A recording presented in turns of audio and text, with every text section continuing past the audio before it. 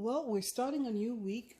Uh, Not sure how many days into this virus that we are all experiencing all around the world. Um, uh, Being in the forefront and seeing a lot of changes and seeing a lot of activities. One of the things I've noticed that, first of all, we all have to be responsible with our actions. And most importantly, social distance is something that it's not to be taken personal at this time, but it should be exercised. Uh, Here's a scenario of an older uh, person now needing health care and looking and facing at a bed shortage in a hospital. And this is New York City, right? This is New York.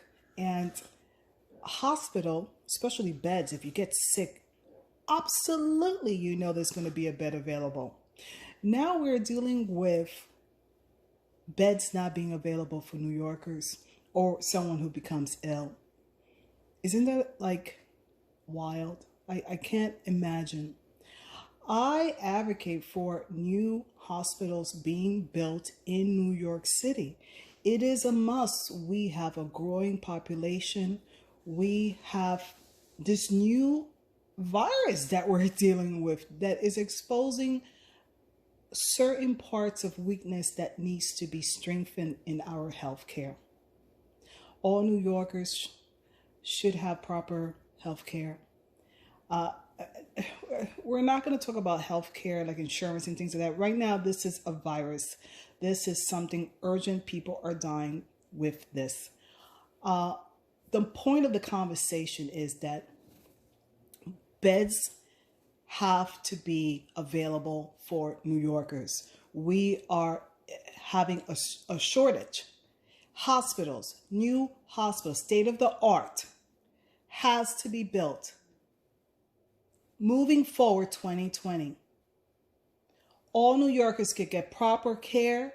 Don't have to be out in the street getting tested and stuff like that and parking. That it's just but you know what? Everything happens for a reason.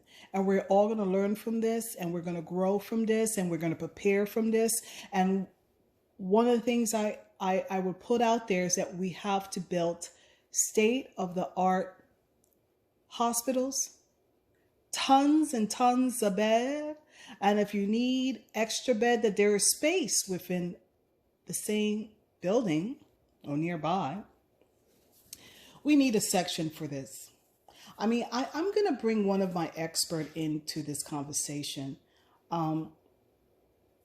Sir, in the healthcare industry, as we see it now in media and TV and in public, uh, what are you seeing that is outrageous to you? Well, let's go back a little bit.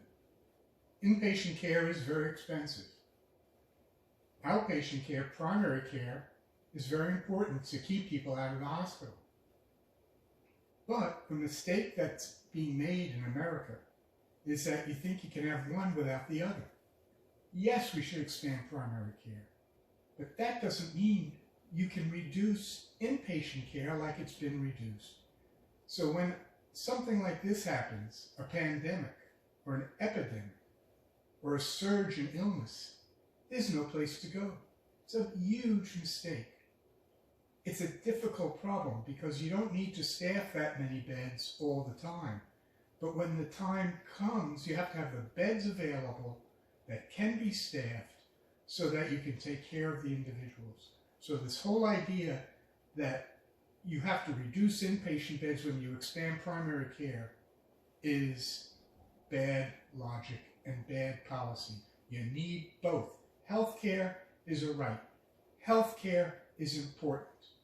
One of the things government needs to do is protect its citizens, not just with the military, but with doctors and nurses and beds and primary care physicians.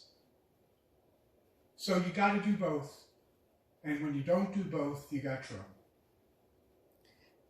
That's it, folks. You heard it here from our expert, and we've been talking about beds in New York and hospitals that we are running short. Senior citizens are ending up in hospitals and aren't able to have a bed for them. I mean, there should be number one priority. Young folks, stay yourself healthy, and let's look out for our senior citizens. This is a very important time. Please listen to the news, listen to your media, and follow the directions that are being given at this time. This is real. This is happening. Till then, you count, you matter. Stay in Brooklyn. Television BBTV.